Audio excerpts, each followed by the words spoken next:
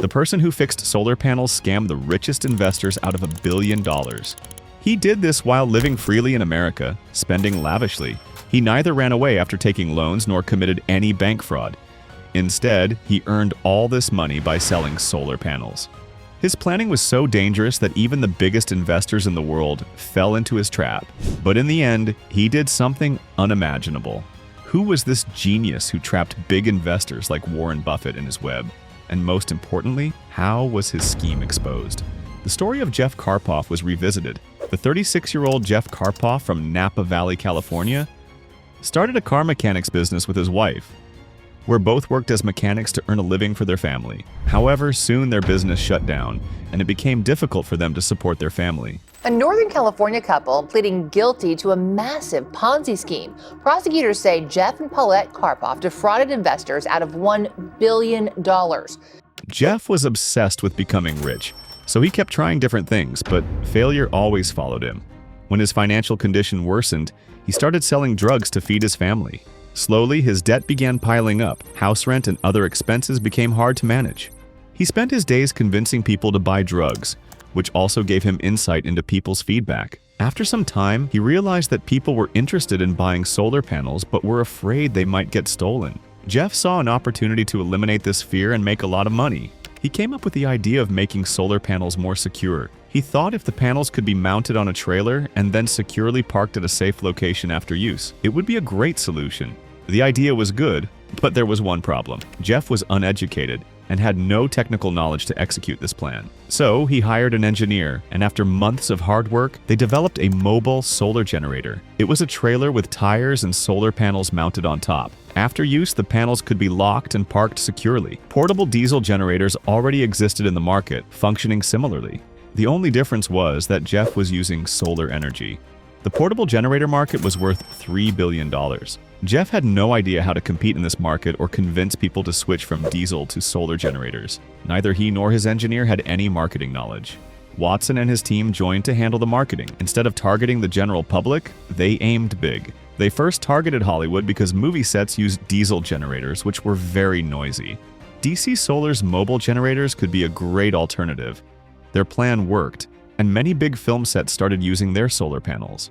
In 2009, famous American actor and filmmaker Danny DeVito promoted these solar panels on his Facebook account, giving the company a huge boost. Meanwhile, Jeff started networking aggressively, promoting his company at public gatherings. Soon, Jeff even got attention from the famous Nixon Peabody law firm. During this time, the U.S. Congress passed a law tripling the tax credit on solar equipment investments. This meant that anyone buying solar panels would get 30% of their money back. For companies investing in solar technology, the government would reimburse 30% of their investment.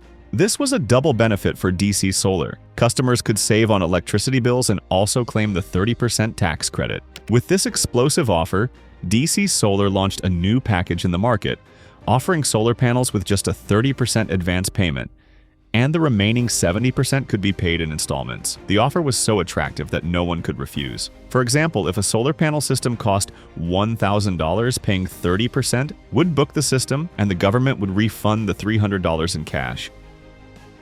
Essentially, people could install mobile solar panels without spending any money up front. The remaining 70% could be paid through electricity bill savings. It was a win-win situation. DC Solar's network grew rapidly.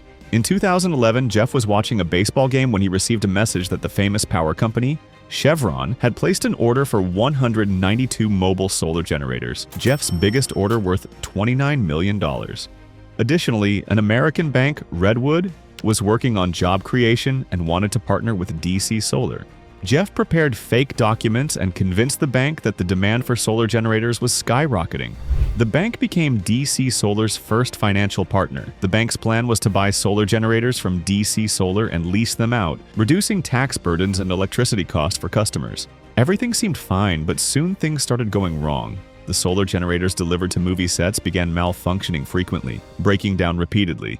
This was inevitable because Jeff and his engineer had built them without proper knowledge, often relying on Google for information. Gradually, complaints started pouring in from customers. When the solar generators failed, they had to revert to diesel generators. Jeff, who was originally an ordinary man, got carried away with his newfound wealth. His focus shifted from work to luxury. He bought a new house and cars. When customers stopped getting timely payments, no company was willing to lease the generators for 5 to 10 years. Without lease payments, DC Solar couldn't pay returns or lease payments to old investors. Jeff and his team devised another scheme. They used new investors' lease payments to pay off old investors.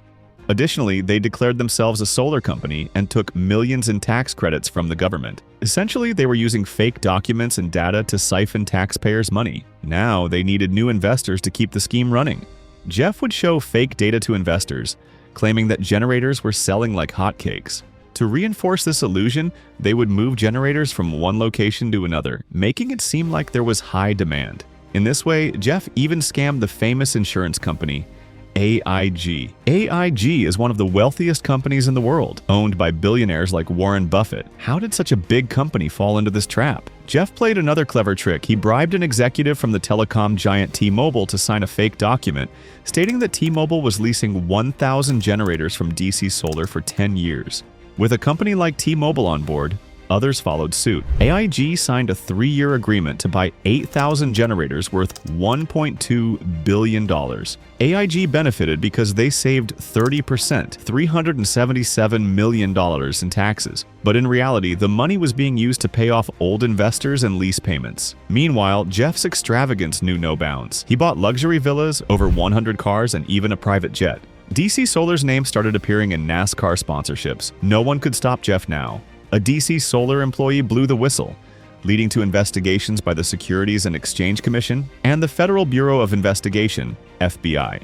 Upon investigation, it was revealed that Jeff Karpoff was running a Ponzi scheme under the guise of selling solar generators, using new investors' money to pay old investors. Such schemes only last a few years until new investors stopped coming. Jeff Karpoff had scammed billion-dollar companies while living freely in America. He had built a total of 17,000 solar generators, but only on paper. Investors were shown fake GPS trackers to make it seem like the generators were operational. However, investigations revealed that the GPS trackers were buried in the ground at random locations. On November 9, 2021, Jeff Karpoff was sentenced to 30 years in prison. His wife and 5 others involved in the scam were also sentenced.